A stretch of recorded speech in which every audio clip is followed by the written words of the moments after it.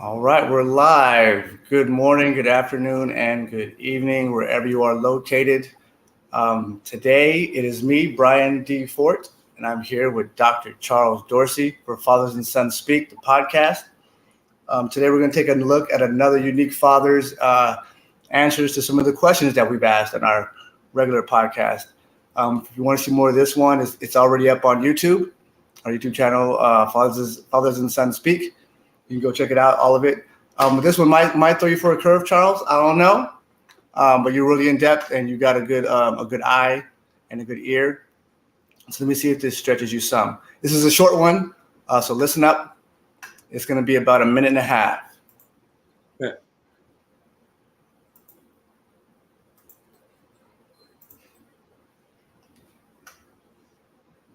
I can, but I gotta ask like which one? See, because I was blessed enough to have a few dads growing up. You know Well, what I mean? let's explore that. Let's explore that.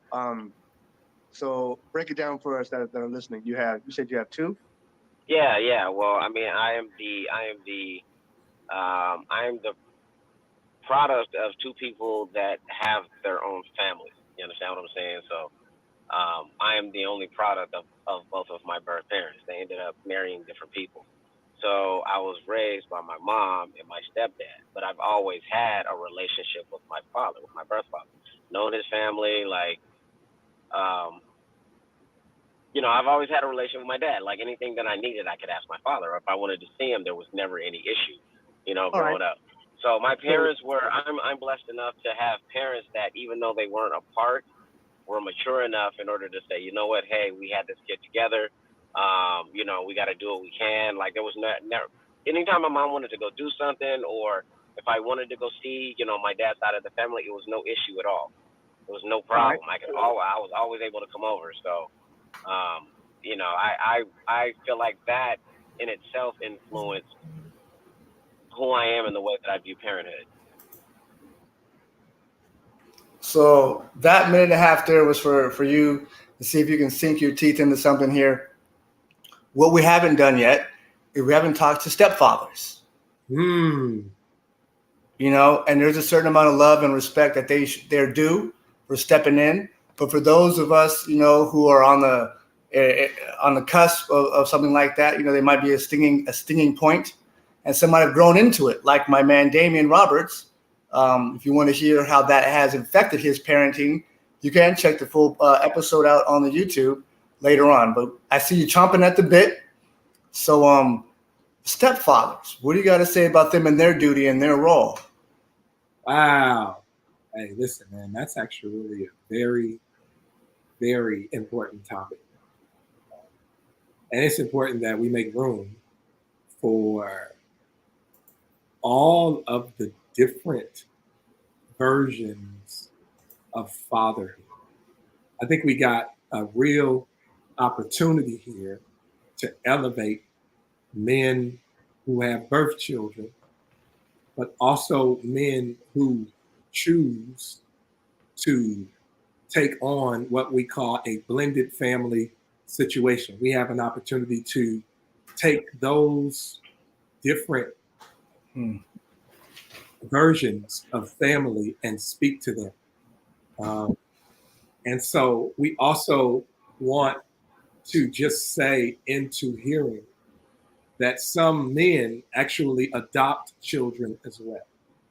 So we've got Indeed. the adopted father, we've got the stepfather, we've got the birth father, and then we've got the chosen father. Like I admire and salute and have benefited so much from your being that I give you, this is so good, that I give you the role of father in my life. Like I don't even have to tell you, but the way that I submit to you, the way that I bring my issues to you, the way that I honor you in my life will be with the role or with the title of father or daddy or pops. Like these are all powerful designations.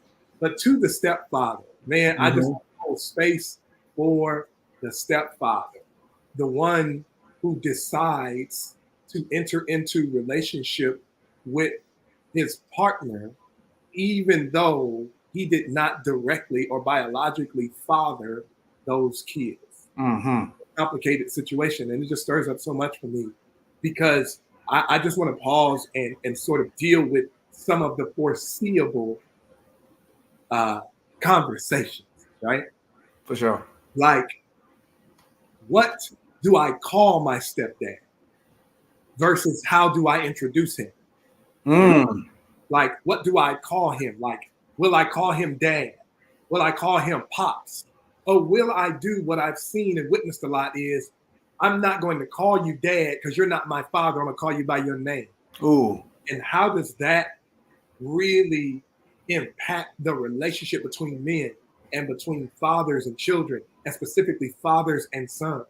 But let's go further, because even the appearance or the introduction of the stepdad, particularly when there's a son in the picture, introduces some kind of rub, because sometimes the son, particularly if the son is growing into early teenage years and growing into his middle school and his high school ages, he may begin to see himself as the man of the house. Talk about it. Our introduction of the stepfather causes confrontation because stepfather, in his mind, has to earn the man of the house role. You don't just get to come in here because my mother chose you. Here it is.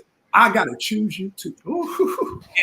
And so this now becomes the tension between the son and the stepfather. And here's the truth.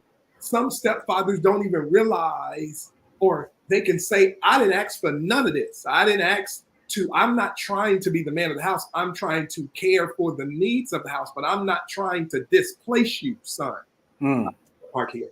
I got to park here. I got to park here. I got to park here. Because so many stepdads, please allow me to talk. All right. Please allow me to talk plainly. So many stepdads meet stepdadhood because of her, because she is able to address all of my immediate needs. And so I really want her. I don't want what comes along with her. I want the pleasure. I want the luxury of being in her presence. But I'm not really here to take on all of her seeds. So the invitation into stepfatherhood is oftentimes a percentage agreement. Like it is me saying, is what she's giving and providing for me enough to legitimize my agreement to accept all the rest of her? You understand what I'm saying? I totally get it. You know, ladies, y'all, this might rub y'all the wrong way, but I can understand why if she has good sex, you understand? I can see if she has good house, if she's got that good old hospitality, she know how to make me feel like a man. This is what I'm looking for. And if she can just execute at a high level in the areas where I have great need, I could see why stepdad might say, okay, I'll deal with it. I'll be okay with it. I will operate within the agreement because of. So it complicates the stepdad conversation just a little bit because he may not know what he is getting into. That's one side of it. I also want to cross the bridge to the other extreme because I happen to be connected to some brothers who were looking for purpose. They were looking for the harder route. They were looking to be able to pour themselves into another human. They were looking for responsibility. And so when she arrived with a fatherhood opportunity, because he either didn't have a fatherhood responsibility or because his fatherhood experience was so underwhelming, or because he was so disgruntled by his first attempt, he wants to try to experience redemption through the stepfather role. And so he would try to find a woman that not only gives him the opportunity to be in relationship with her, and that not only addresses some of his needs emotionally and physically and psychologically and even economically, but he will also seek to gain gratification and seek to affirm his identity by filling a role that is not occupied. Man, I feel good. Listen to me. Because he is experiencing the gap that exists in brothers who ultimately want to pour themselves into someone else. And so her vacancy becomes his destiny. Her vacancy becomes his aspiration. Her vacancy becomes the fulfillment of the manhood that is not necessarily tied to a positive version of fatherhood. Okay. Really, really complicated. And so now he is searching for something that only stepfatherhood could give him, because he has not found the confidence to reconnect to his own biological pursuit. And so it becomes a real thing. And both parties might just be experiencing vacancy. They might just be experiencing failure from previous. And so the stepfather role gives him the opportunity for redemption without permanency. Ooh. Right? Because step is like a prefix. It's an addition that can be taken away by elimination of contract or agreement. Wow. Yeah. So it's a safe experiment that could become permanent, but at the top of it, it is not automatically permanent. I hear what you're saying. There are all of these different nuances in there. I'm not choosing a side. I'm just painting a picture of what stepfatherhood means to me, only to track my way back to the film where the guy is saying, I was fortunate enough, because that isn't everybody's story. Right. Where they're able to say that they were in relationship with parents that were mature and adult enough to help the child to benefit from their separation. That does not happen often. It is not often that the biological father honors the role of the next man in their child's life. In fact, come on, B, let's go here. Because I don't know how I would feel if another man decided he wanted to parent my kids. I can't even bring myself to a place, I'm shifting in my emotions now, because I'm like, I wish I got all kinds of close friends. I wish that, because we will allow her to go and be with another person, but I dare you to put them in position where they are parenting my kids. That's a hostile act. It is still my role. You understand? So I give a damn about a stepdad. Me and him, we better have a clear understanding, because he's not. Yes, sir. I was hoping to get to that road, that level, because, like I said at the beginning, at the top of it, for those of us that are on the cusp, those are us, because I'm right at that cusp. We're separating, we're getting paperwork taken care of, and she is free to go do whatever she wants, But there's something to be said when you start introducing individuals to my children, and that person starts giving advice or parenting. Like, I'm all for stepdads. I'm all for them until you come my way. Yeah. Then we have to have a clear understanding of what we're getting ourselves into. Until there's another part of this that I want to try to get to in this session, but I can feel the natural father in me. I wish I would hear what me and Brian are trying to articulate. Look, there is a part of me that, regardless of the state of my relationship with the mother of the kid, that still gets great joy and pride out of parenting my kid. Like, I don't share that with anybody. It is my pride. It is my duty. It is my life's mission. I could rise up for that every opportunity I get. And the thought that you would share that with someone else creates explosion, volcanic eruption. I can't even control myself that you would share that with somebody.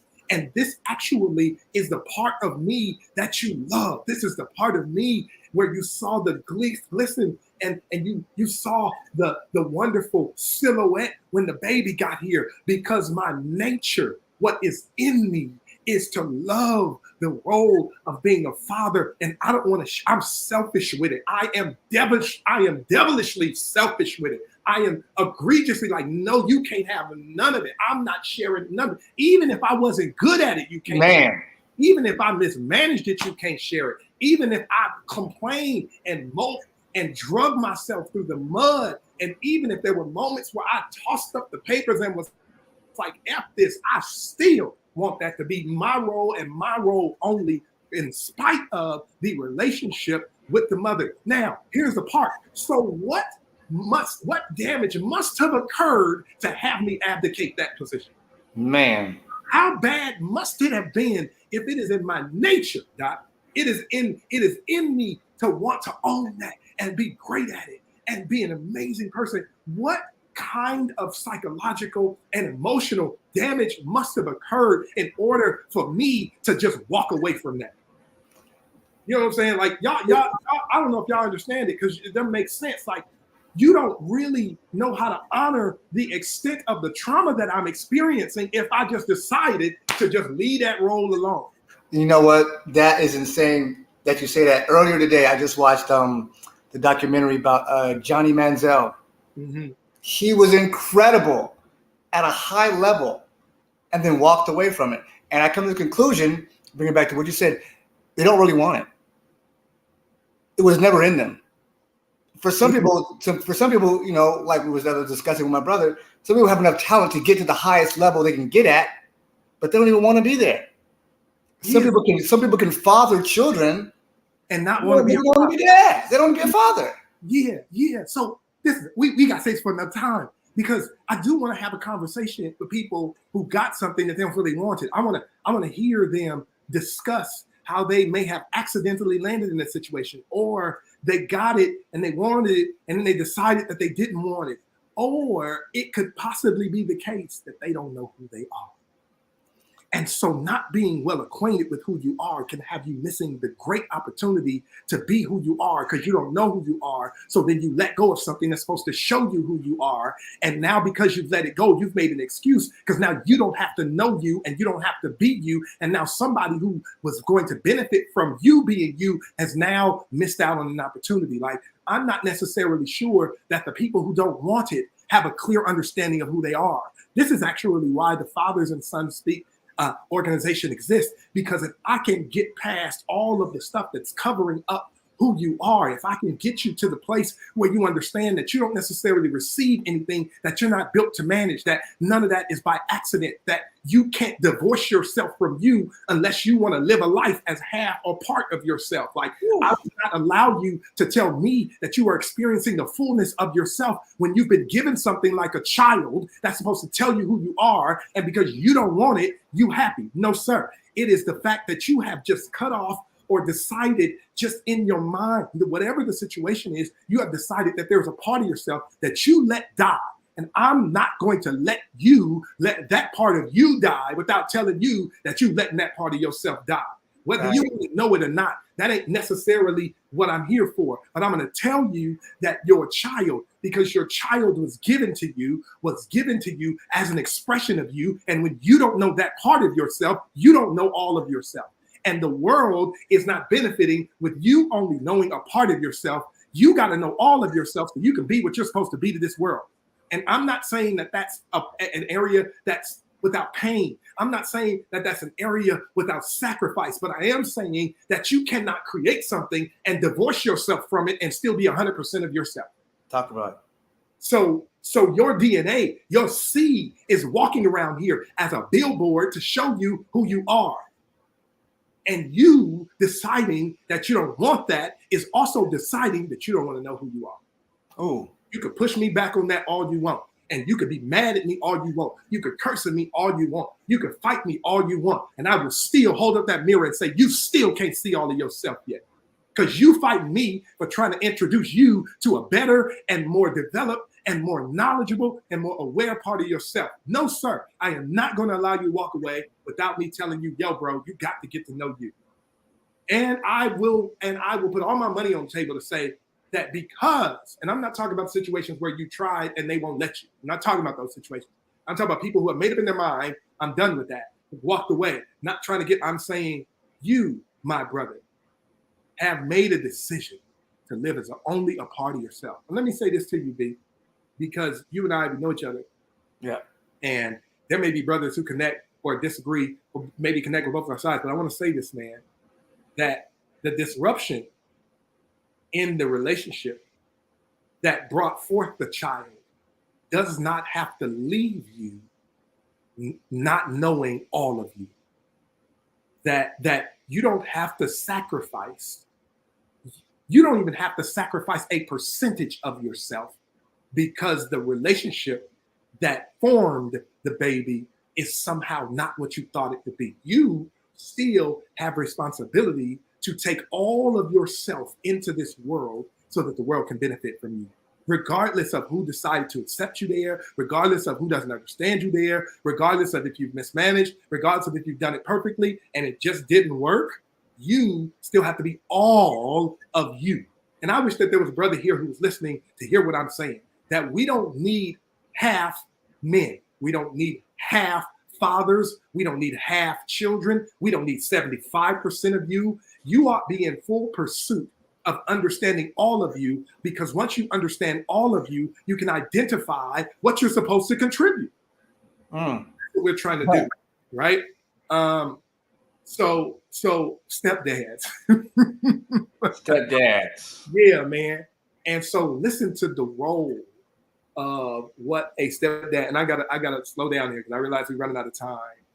What I'm saying is that the stepdad can play a very valuable role if the stepdad has and is well acquainted with the situation that he is coming into. And listen to me, stepdad. Don't hate biological dad. Don't be mad at biological dad. Be thankful and be grateful and be a resource and be a healing contributor to biological dad. Don't assume that because you have wed and gotten to know and been in deep intimacy with her that you know him, because you don't know him. He has not given himself to the situation so much that you can say that you understand it. Be comfortable living in the lack of knowledge of who biological dad is without hating him, without talking down. If you don't, stepdad, fix your lips to honor dad in front of his children, even though he is not there. If you don't honor your position by upholding the structure that got that child there, you're making a mistake. If you are not holding the family accountable to speak respectfully about the situation that created the situation, because you wouldn't even be stepdad if there was no bio dad, right? So let's do each other a favor and stop buying into the toxic emotional separation story that created an opportunity for us to come in and help. Let's be a healing agent if we're going to be stepdaddy. Let's salute the man. Now, this doesn't work in every situation, okay? So please don't do that. But some of us stepdads are making a mistake. Yeah. We're using the toxic story to our own advantage. Then I feel so deeply about this, I can't even hold it. You're benefiting from his failure, and you're actually feeling good about that. Like, how could you? You don't want nobody to do that to you. You don't want nobody to be laughing and celebrating about something that didn't work out for you. How could you? And so I hope that stepfathers could frame and hold the tension of being in that situation without also throwing rocks at him. He doesn't deserve to be stoned because you understand just a little bit about the story. So I think we probably need to come back to this, because I think there's another side of this that I wanted to also introduce, because if there is a stepdad, then there's also a bio dad that has to be, or that is sometimes in relationship with a stepmother and still trying to parent, right? There is his side of the story where he wants to care for his kids, but she won't let him care for his kids because he's got stepmother. Now that's a huge topic. That's everywhere. I see that a lot when it comes to men talking about their relationships. So he has now found love, and this is such a hard decision. And he has had to allow his finding of partnership to be the knife that cuts him off from his kids. Mm. What? What? And so I think we got to talk to him too, because some dads wanted to make it work. She wouldn't allow it. Some dads would never have created space for Step, but she was just convinced. And because of the way systems are set up, he would even want to be the primary caregiver for his kids. Like, let me have my babies. And get denied. And the system permitted. I'll call your mom. You know? And so it's all of this extra side of the conversation, because I don't want to just assume that he walked away. Sometimes he was sent away, paid to leave, or law it just created a situation where he couldn't get back in if he wanted to. Right on. So I think that's another opportunity for us to have conversation. But this has definitely got to have a part 2, because it's messed up. We're gonna have to look at those feelings, because like I said, I like I said, selfish. You can't step in my shoes and play that role that I'm playing, even if it seems like I'm not winning. I cannot share that role. So we can definitely get deeper into that. Well, let's do a poll at one point, right? That asks men, hey, will you allow stepdad to parent your kid? I want to know. Oh my goodness. Tell me, click the link, share your story. Let me know. Would you allow stepdaddy to parent your kids? Because I know the stories are. I can see it now. I'm telling you, I say we get like a 40-60 split, positive to negative. I don't know. No, bro. I don't know. I got my own feelings about it. Yeah, bro. There's some men now who are standing back watching another man parent their kids, and it's eating them up. It better be. So, yes, sir. Or there's some men who said, I didn't want that baby anyway. We ain't gonna talk about them. I mean, we could. Bro, that's a can of worms right there, G. Yeah, that's controversial right there. We can dig all up into that. Yes, sir. But as we always do about this time, that was a good dig, and I knew you would like that one. I knew it was stretching, because that's something we haven't even discussed. I don't even know if we discussed that privately too deeply. So I knew you'd love it. And like we always do, if you want to hear more content like this, you can go ahead and visit the website, fathersandsonspeak.com. If you want to help us out, you can donate. There's a little yellow button at the top right. You can use that button to donate. We do have merch if you want to go support it that way. Or you can just share this with a father you know. And always come back with us. We'll be here Mondays at 4. Charles, you want to say anything on the way out? I got this glare on me. No, you want to say anything on the way out? Nah, excellent topic, man. We'll see you guys next time. All right, guys. Peace.